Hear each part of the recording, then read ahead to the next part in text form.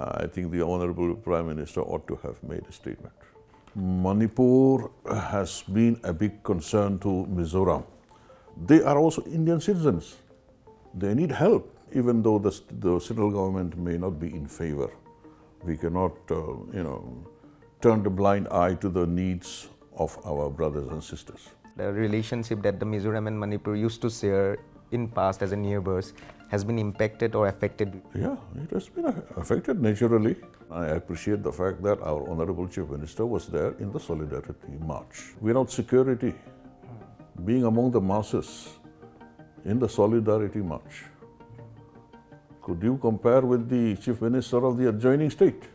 You mean Biren Singh? Will he do that without security?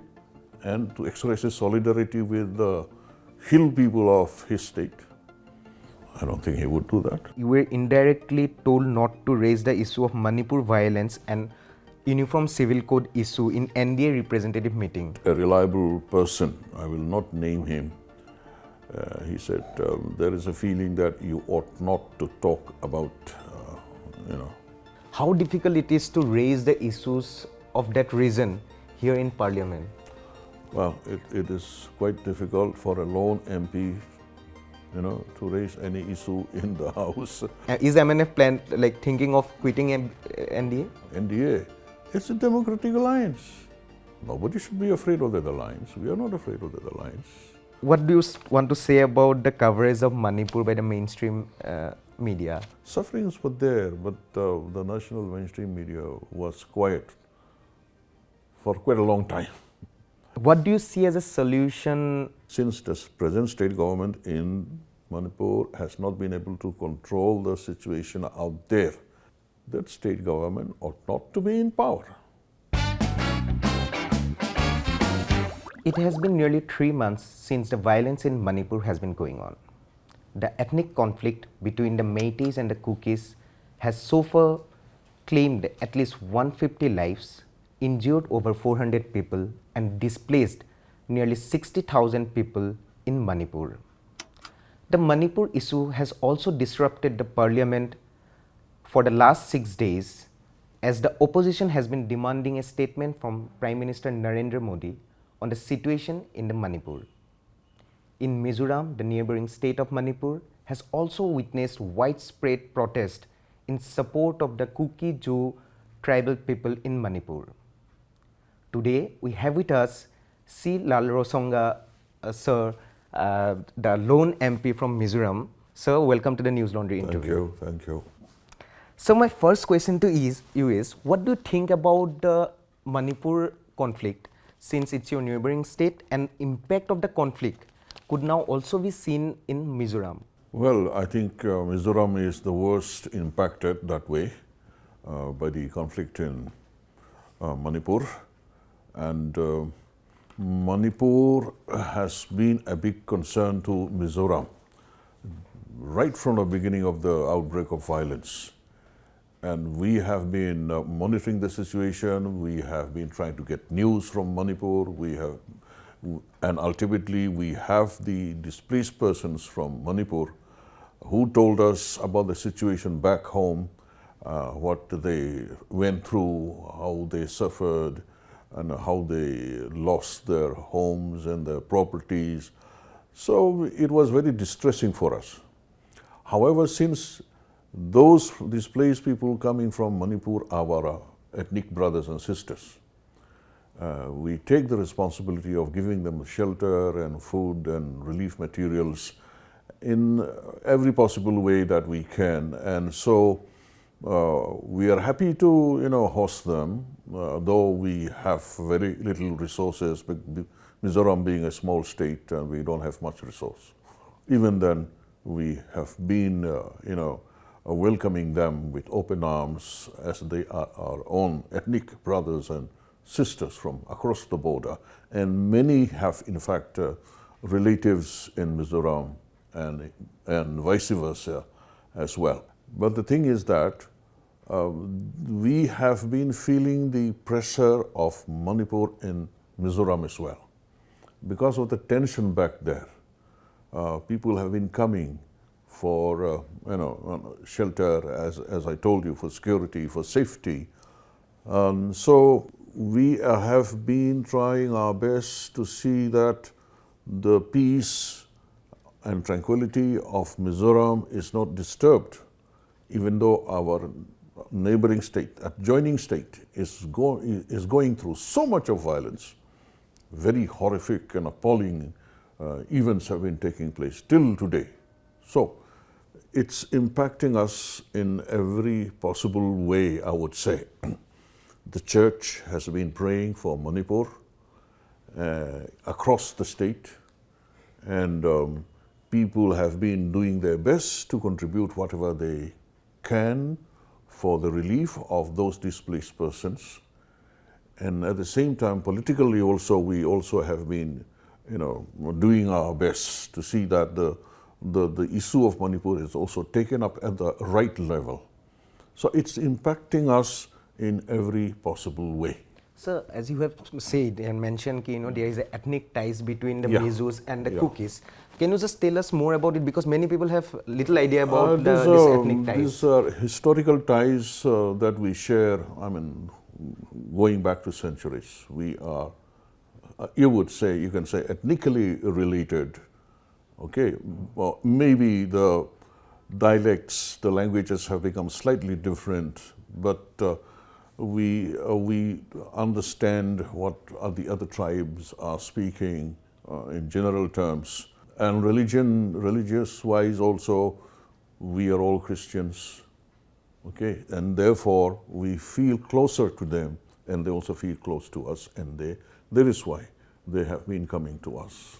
So you have mentioned, and there has been also news reports that says a lot of, a large number of Kukis has migrated to Mizoram following the conflict in the Manipur. Oh, so yes. do you have any number, The latest number that I got officially is around 12,000.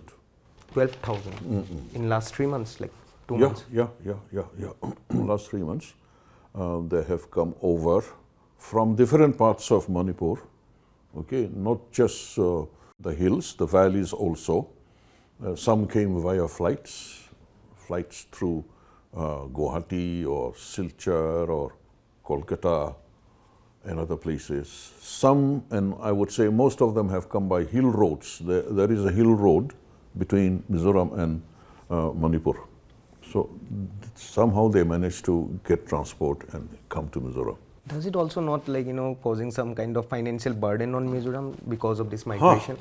Certainly. Mizoram has had to bear the financial expenses, and the state government has been giving out money for the relief of these displaced persons, and the NGOs have been doing a yeoman service. The NGOs have been collecting money, relief materials. The church also has been contributing. So everybody is contributing. What about the central government? Have you received any fund from the central government? Unfortunately, as far as Manipur is concerned, we have not received anything from the central government.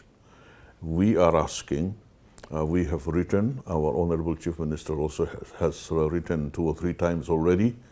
I'm seeking appointment with the Honorable Home Minister and also the Home Secretary just to press this issue, but I haven't been able to meet them so far. You belong to the MNF, Mizo National Front, which is an ally of BJP-led National Democratic Alliance. True, that is very true. But how come this, I don't know. As far as Manipur is concerned, central government seems to be a bit apathetic. There is a lot of apathy, it seems, according to me. But I would urge upon the central government, even through your media, to kindly step forward to see that the Indian citizens who have come over from Manipur, even though they are our ethnic brothers and sisters, they are also Indian citizens. They are all Indians. They need help. They need rehabilitation. They have lost their houses. Their houses have been burned down. They have suffered so much. Their education, their employment have been disrupted. And so they went through lots of financial problems. So I would request the central government, through your media also, to kindly come forward, step forward and see that at least some semblance of humanitarian aid goes out to our brothers. So I would like to add one more point here, because not only from Manipur, Mizoram has also seen influx of refugees from Myanmar as well as Bangladesh. Very true. Yeah, and at that point we have seen how the Mizoram government was sort of denying central government instruction on the refugees and illegal immigrants. So can you just tell us about a bit on this? Yes, we had to take care of our own brothers and sisters from Myanmar and Bangladesh. They are ethnically related to us, okay? And so when they come over, we cannot turn them away. It is not in our nature. It is not in our tradition to turn away anybody coming for help and shelter. No, we will not do that. We can't do that. And very fortunately, the present government in Mizoram, headed by M Zoramthanga, has been very sympathetic and very helpful in helping out those refugees, as we call them. And we don't want to push them back. We don't allow them to be pushed back. Yeah, but Zoramthanga, I think on Monday, in a press meeting, I think addressing the party workers, has said how his government is pushing back some of the central government policies, be it on the refugee crisis or some other the Manipur issue. I think and even UCC. It is issue based. The MNF is acting issue based on the need of the hour. We are acting because the need was very great to look after those refugees from Bangladesh and Myanmar. We had to extend help and assistance. Even though the central government may not be in favor, we cannot, turn the blind eye to the needs of our brothers and sisters. I also have another question here. While the Mizoram government is certainly, trying to help all those coming to the state, at the same time there were reports last week itself large numbers of Meiteis are also fleeing Mizoram following an advisory issued by the ex-militants association. So, what do you want to say on that? MNF Retainers Association had issued a press release.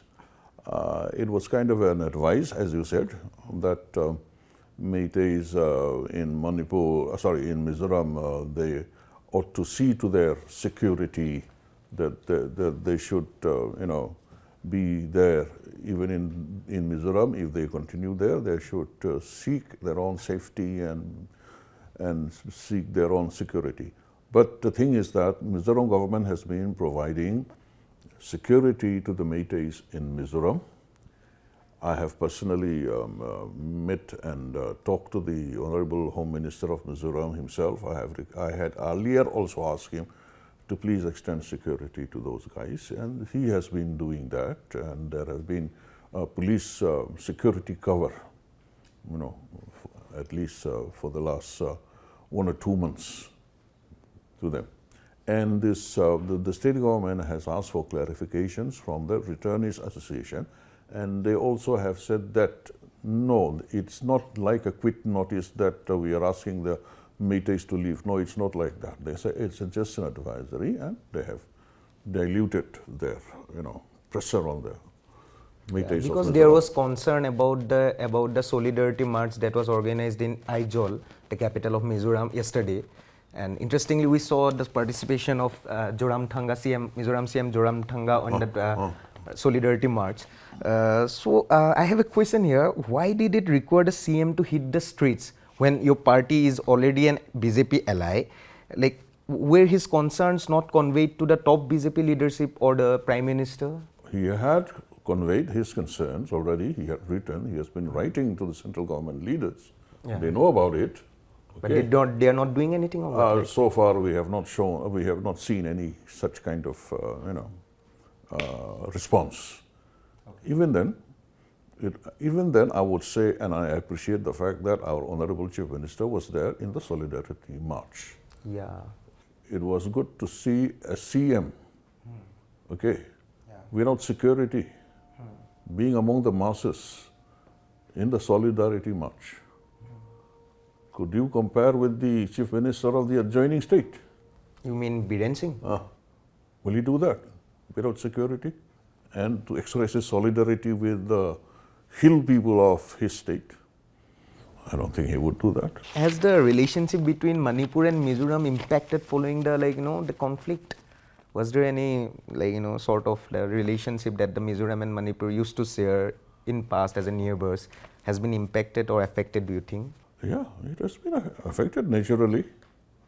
When our own brothers and sisters have come to harm in that state of Manipur, okay, and when we feel that the state government has not been able to protect them, we will naturally feel very disappointed at that state government. So the relationship has been affected. We cannot deny that. In one point of time, our own chief minister was trying to visit Manipur. He was not allowed to go there. It was during the conflict? Yeah, just in the wake of the conflict. Possibly maybe security reasons, I don't know, but the feeling is that, well, he ought to have been allowed. Yeah, I have seen Zoramthanga ji has been expressing a lot of concerns about the Manipur even on social media. And as you have said, he has been also writing to the central government and the home minister and even the prime minister.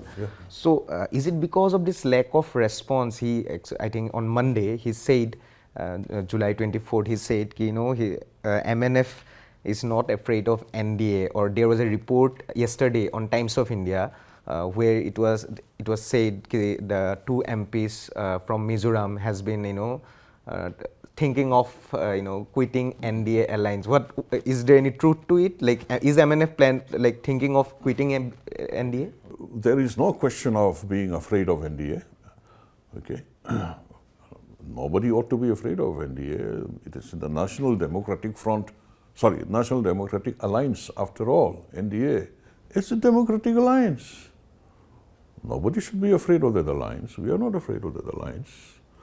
The Chief Minister was very right in expressing his feelings that he is not afraid of NDA. No. Now also we are not afraid. Not that we are provoking them. I'm not saying out of, the need to provoke. No, we are not provoking the NDA. There's no need. But why should any member of the NDA be afraid of the alliance itself? No, we are not. I think that was the backdrop on which the Honorable Chief Minister spoke on those lines. And secondly, regarding the two MPs of Mizoram, Rajya Sabha and Lok Sabha. It was a news report, though. It wasn't a news report, yes. I have heard about it. Is there any talk about quitting NDA? That's what my question is. There are personal feelings, okay? Personal feelings. These are not official statements or official inclination. But yes, within the party, within our party, there have been expressions of personal feelings that, if things are like this, in view of the situation in Manipur, should we continue to be in NDA? Okay, when a member state of the NDA has not been able to do anything, has not been able to control law and order in their own state, and so many sufferings have taken place in that state, should we be an ally of that? That is a big question. So we are asking ourselves that question, questioning ourselves. We have not come to any decision, official decision, but there's a big question. So MNF is still with NDA. Yeah. So there has been a talk about no confidence motion in Parliament these days. You must have known about it. So what would be an MNF stand if such a proposal is brought to the Parliament? We are with the NDA. So we are still with NDA. So we will stand with NDA. Again, I want to quote another news report where it was reported that you were indirectly told not to raise the issue of Manipur violence and Uniform Civil Code issue in NDA representative meeting. Can you tell us when did it happen and how indirectly they prevented you from raising this issue? That was on the eve of the Parliament session when the NDA was having a meeting to celebrate 25 years of NDA and 9 years of the rule of government of Sri Narendra Modi. Yeah, I was there as a party representative, but a reliable person, I will not name him, he said, there is a feeling that you ought not to talk about, Manipur and UCC. So I said, okay, if they don't want me to talk about Manipur and UCC, what's the point in talking or making a speech at all?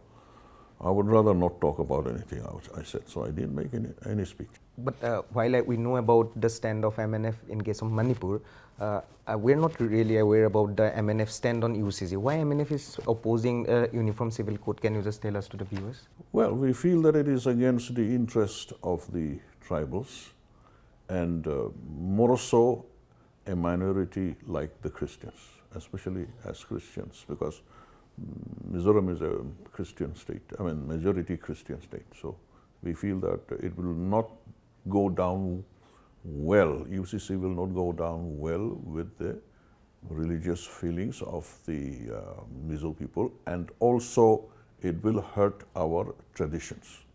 We don't want our traditions and our customs to be affected.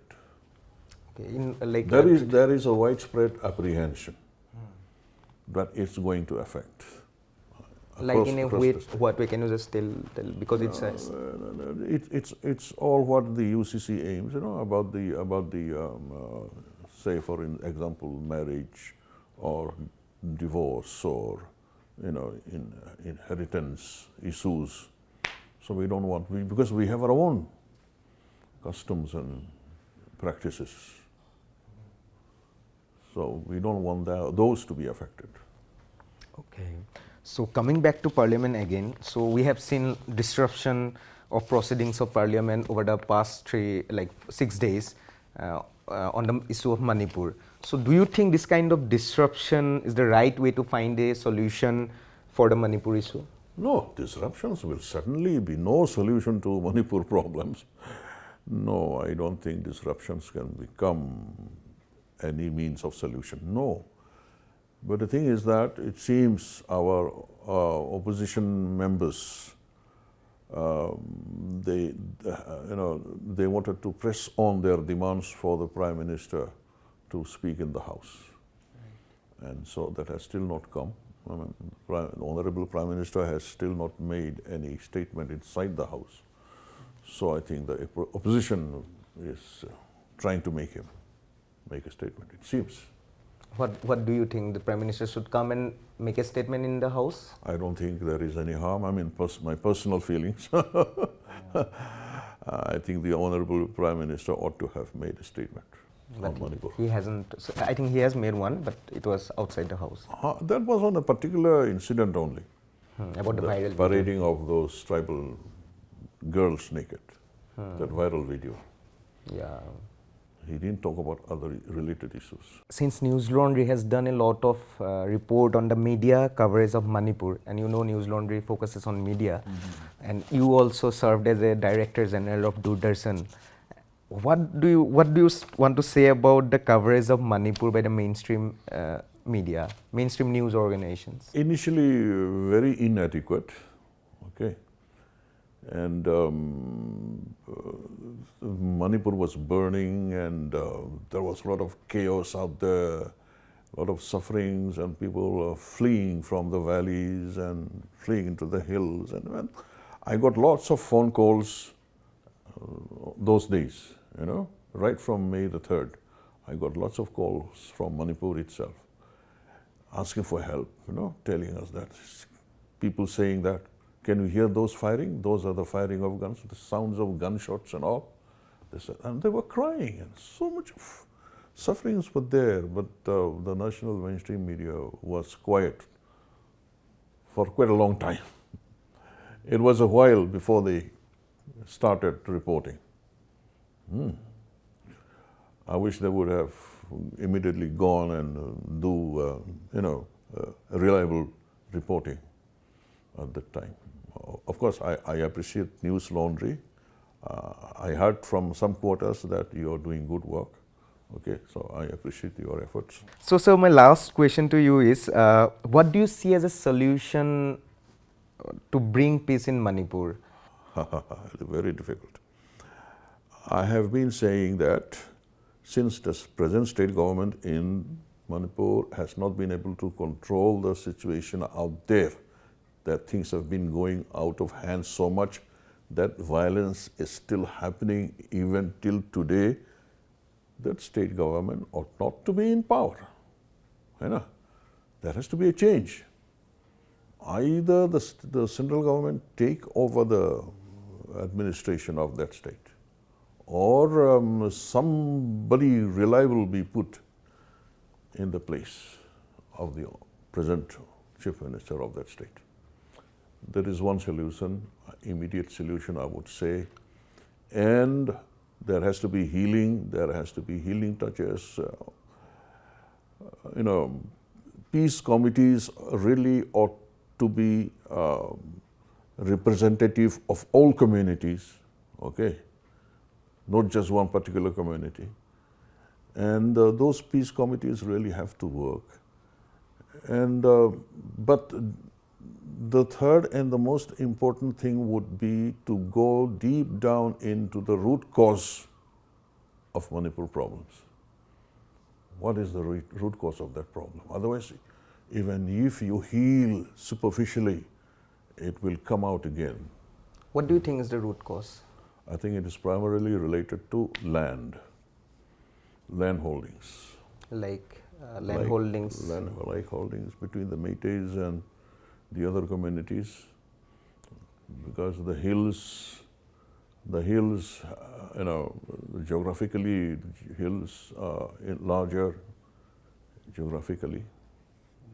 But then I think the resources, the land resources, maybe minerals or gas or petrol or whatever, oil resources, people are there to try to grab. So there has to be an equitable distribution of resources.